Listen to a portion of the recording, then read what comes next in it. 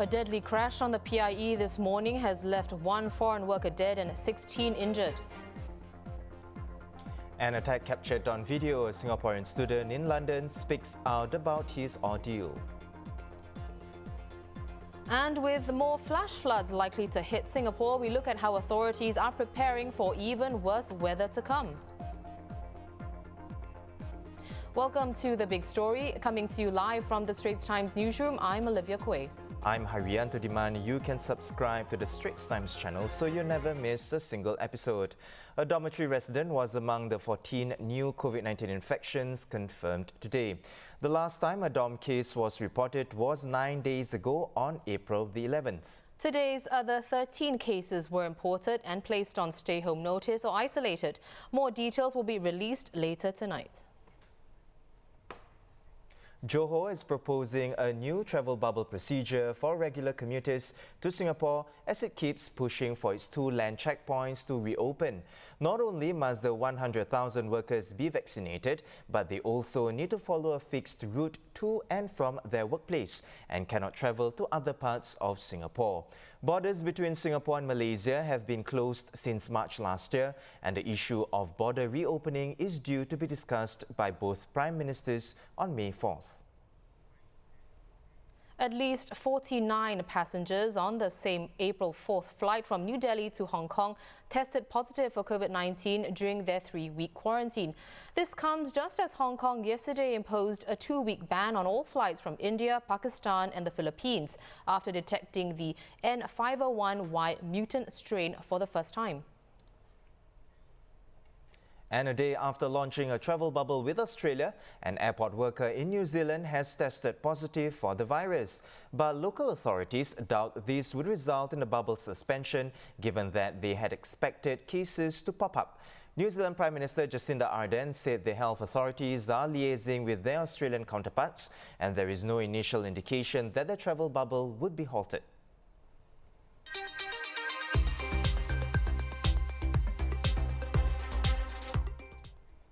In the local headlines, a 33-year-old migrant worker has died after the lorry he was travelling on collided with a stationary tipper truck along the PIE this morning.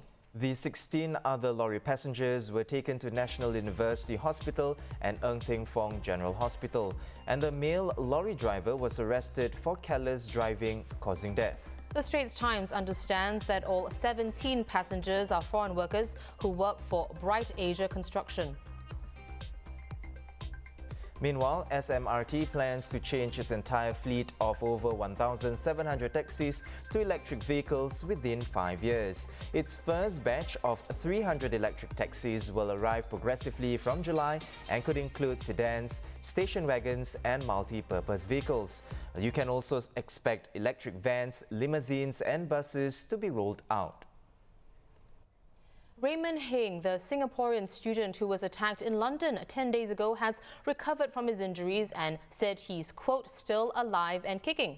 He had a cut on his face after being knocked to the ground by a man wielding a knife who tried to steal his bicycle. Now, the incident happened in Leicester Square at around 1 a.m. and was recorded by British YouTuber Sherwin, who was live streaming his walk. His video has been viewed more than 165,000 times. Leave him alone! Why? Don't come! Leave him alone! Leave him alone! Leave him alone! Call the police! Leave him alone! Leave him alone! Leave him alone! Police! Call the police! Call the police! Call the police! Sherwin told the Insider News website that he hopes he, quote, inspired people to not be afraid, to try and step in and to stop a bad-looking scenario from turning from bad to fatally worse.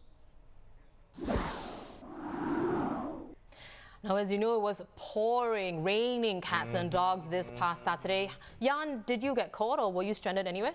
Fortunately, I was at home and I was, quite relaxed and comfortable in bed. One of the lucky ones then. Exactly, and I had wanted to go out actually, but when I saw the rain, I said, nah, I'm just going to stay home. Yeah. Smart choice. Yeah, well, you have seen these pictures, I believe, of last Saturday's flooded roads. Water in drains and canals in the Queenstown, Bukit Timah and Ulu Pandan areas spilling onto the roads and pavements. And along Lower Delta Road, a branch fell onto a green car, smashing its windscreen.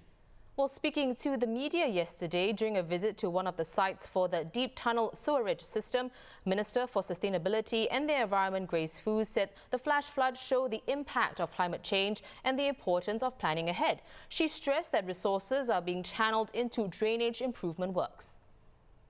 PUB has already spent about $2 billion on drainage system, improving it, widening it to relieve floodings over the last 10 years.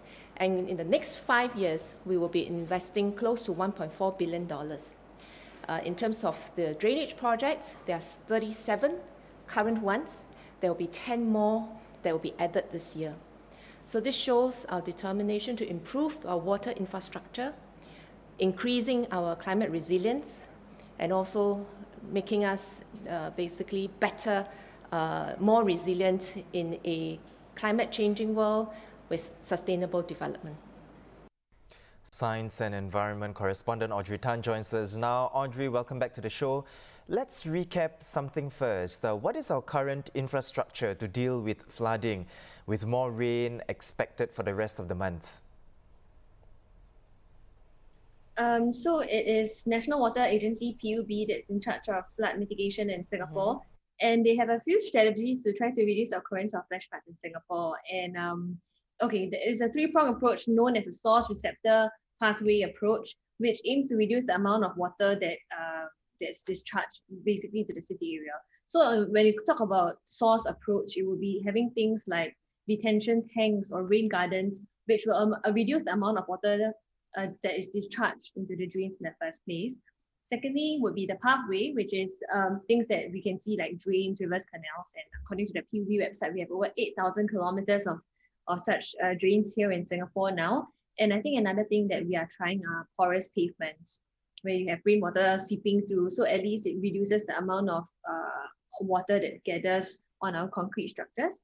And lastly would be a receptor approach, where you reduce the occurrence of flooding happening near buildings. So for instance, in the MRT stations, if you have to go up a flight of stairs before you go down into the escalator, that is known as a receptor approach because it reduces flood waters from entering on these key infrastructure. So these are some of the strategies that PUB has been trying over the years, and we can see this in our daily lives, and all these are meant to help reduce the occurrence of flash floods in Singapore. Right.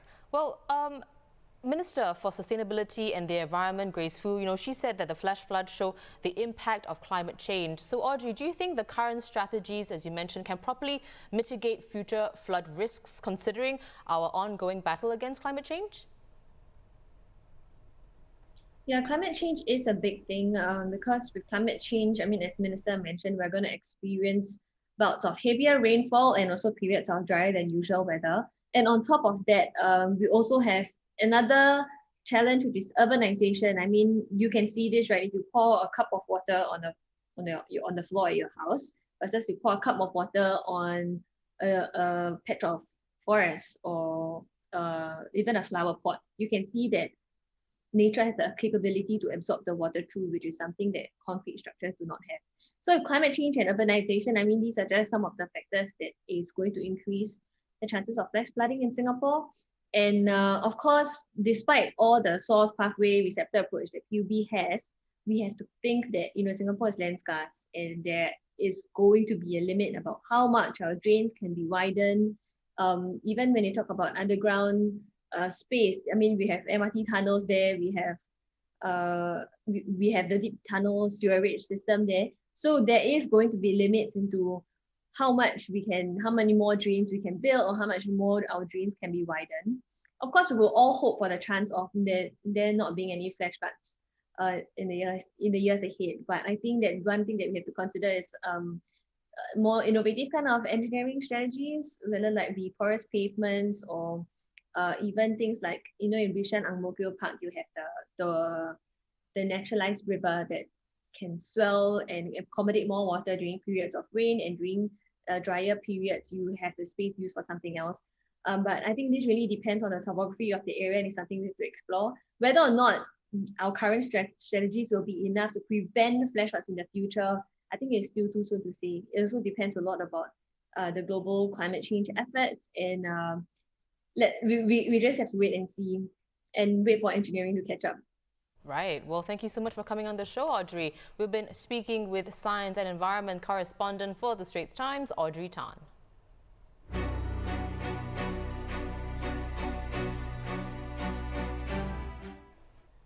Looking overseas, delivering his keynote speech today at the annual high-level Boao Forum, Chinese President Xi Jinping urged countries to work together, saying global affairs cannot be decided by just a few nations. Mr. Xi said there's no place for unilateralism or hegemony, adding, the world wants justice, not hegemony. He also said, quote, when countries get along with each other, we must put equality, mutual respect and mutual trust in the forefront.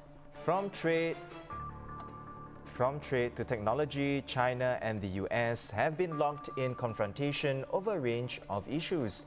Washington has sanctioned a raft of Chinese officials for human rights abuses in Xinjiang and Hong Kong and has blacklisted a number of Chinese tech companies for what it says are threats to national security. Let's hear more from the Straits Times' China correspondent Elizabeth Law, who joins us from the conference in Hainan. Hi, Elizabeth. So what parts of Mr. Xi's speech stood out particularly for you? Well, a lot of his speech, I mean, a lot of people are sort of expecting him to talk about climate change, which he just gave a brief mention to. But I think what really jumped out to me at the speech this morning was the fact that he talked about, very usual themes that talked about multilateral cooperation and Belt and Road. But there were some strong words that he used as well, because he said that, some countries, when they try to impose their views on others, this is not going to go down well with the rest, and things like big countries should behave the way big countries do. Of course, he didn't mention any country by name, but everyone knows that he was referring, of course, to the US, because the US and China are still locked in trade tensions. But other than that, I mean, really, it was a speech that is pretty much like most speeches that Mr. Xi gives whenever it comes to multilateral events like today's. Right. Elizabeth, you mentioned that Mr. Xi, he didn't address the climate change issues, even though people were expecting it. Why didn't he, though?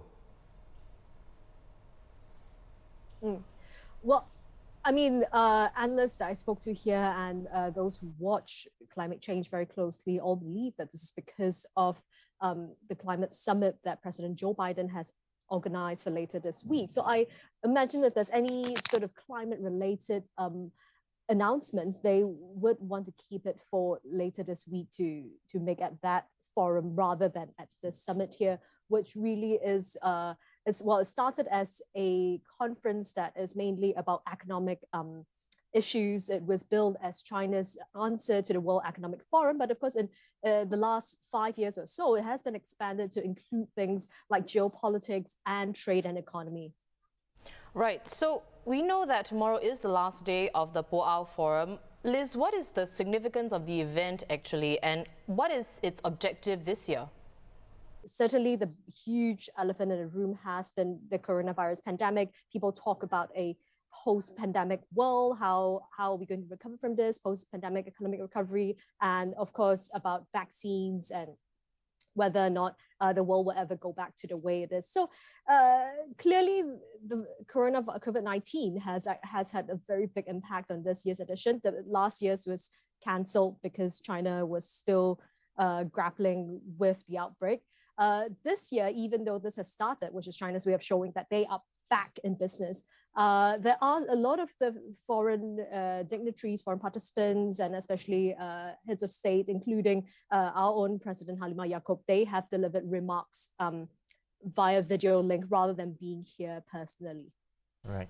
Well, thank you so much for the updates, Elizabeth. That was our China correspondent, Elizabeth Law, coming to us from Hainan, where the annual Boao Forum is being held. Right. Well, in a video message at the forum's opening plenary, Singapore President Halimah Yacob said the pandemic has given the world a common cause to band together and underscored the importance of multilateral cooperation. The COVID-19 pandemic is a defining challenge of our time, but it will not be the last. Long-term transboundary threats remain, including climate change and terrorism. I hope that the international community will be able to learn the lesson that this pandemic has given us, that global governance is ultimately in our common interest, and come to a renewed consensus on the advancement of an open, inclusive, and rules-based multilateral system that is fit for purpose in a post-COVID-19 world. Now, before we go, McDonald's lovers, McDonald's is partnering with K-pop boy band BTS for a new celebrity meal. It will be available in 49 countries around the world, including Singapore. That's right. So check out McDonald's promo for it on social media. Those in the BTS army would immediately recognize this as a nod to the group's logo. Well, you can buy the BTS meal here from May the 27th, which includes a box of chicken McNuggets, large fries, and a large drink. That sounds like my usual Mac's order actually. But this special meal will also come with sweet chili and Cajun dipping sauces, which McDonald's says are inspired by popular recipes from the franchise in South Korea. Well, this isn't the first celebrity meal by McDonald's, which previously collaborated with rapper Travis Scott and Latin pop star J Balvin. Well, those are our top stories for today. For more news and videos, visit straitstimes.com and subscribe to our YouTube channel by hitting the red button below. Once again, I'm Haryanto Diman with Olivia Kwe. Join us tomorrow for more stories on A Big Story.